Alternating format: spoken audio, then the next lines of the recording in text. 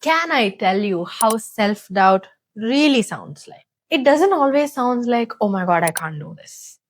Sometimes it sounds like, let me just wait until I'm more ready. Sometimes it sounds like, I'll do it when I know a little more. Sometimes it sounds like, who am I to be doing this? And sometimes the sneakiest version, it sounds like nothing at all. It just quietly convinces you not to do something before you even give yourself the chance to do it. And that's the one I want to talk about today. Self doubt is not this loud, obvious version that people think it is. The self doubt that's running your life is this quiet one that's taken over your opportunities without you even realizing it. Think about the last time you talked yourself out of something. Maybe it was a message you had written and rewritten 100 times. Maybe it was you stopping yourself from raising your hand in a room that you felt small in.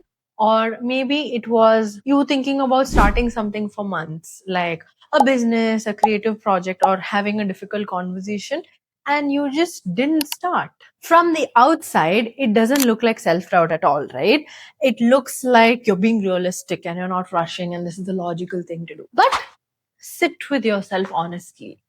What was really happening? Here's what I know.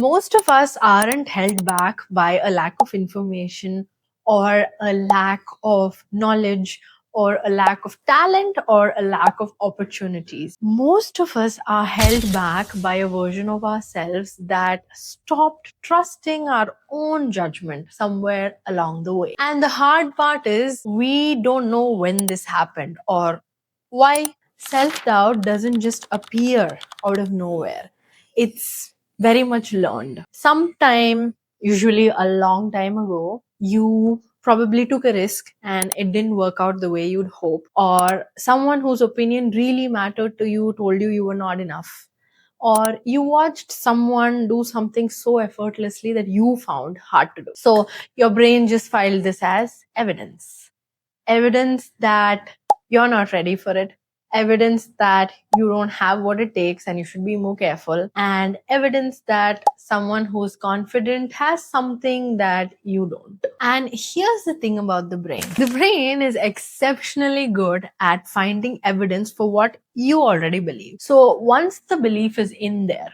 I can't fully trust myself, the brain is going to do everything it can to find evidence everywhere. Every mistake, every hesitation, it's going to neatly file all this under I told you so. And this is called confirmation bias. This is also the reason why self-doubt can't be logically talked out of. You can't just tell yourself, hey, you should be more confident. The pattern feels so real. The evidence seems so real. So here's the reframe that changed everything for me and a lot of people that I work with. Self-doubt is not actually trying to destroy you. Self-doubt is trying to protect you. You probably developed self-doubt as a protection system back when you were scared of being judged, or you were scared of being seen, or you were scared of being called wrong. So your nervous system developed a very efficient system to keep you small and safe. So don't be too loud, don't try too hard, don't risk being seen, sort of thing. That system worked. Your brain kept you out of situations that felt threatening. But the problem is, it doesn't know how to differentiate between an opportunity and a threat.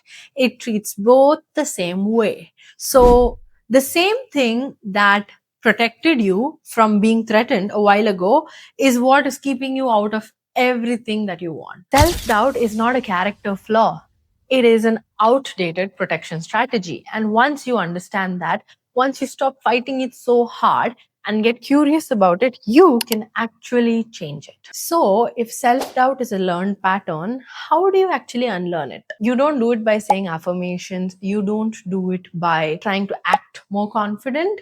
You do it through small action, and you do it by collecting evidence. Self trust is built the same way it was broken, through small, consistent actions that tell your brain a different story. Here's what it looks like in practice. You say you'll do something, you do it. You show up, even if it's something really tiny and even if it's something only you know about. You make a decision, and instead of spending 3 days second guessing it, you stand by it. You notice a moment where your instinct was actually right and just don't move past it. Stand there and acknowledge it. These may feel small. They are small. That's the point. So your brain didn't stop trusting you overnight, right? It didn't happen all of a sudden. It happened over time through small neglects, and it rebuilds the same way. So every time you show up and you follow through on something you said you'd do, every time you back your own decision instead of outsourcing this decision making to someone else, you are depositing into a trust account that you've been long overdrawn out of. You don't need to become a different person. You just need to become someone you can rely on for the smallest things. Self doubt is loud, but it's not the truth. It's just a story that your brain learned to tell. And just like every story, this one can be rewritten. Not by forcing yourself, not by pretending it doesn't exist, but through small, consistent actions that actually rebuilds your self-trust. Before you go, I want to know where self-doubt shows up for you. Is it in the way you communicate, or is it in your work or your business? Tell me. And if this video spoke to someone you know, share it with them. Sometimes the things we avoid telling ourselves, we need someone else to say them to us. I post a new video every Sunday. Please subscribe to my channel if you liked this video. It helps me keep making more for you. I will see you next Sunday. Please, please subscribe to my channel.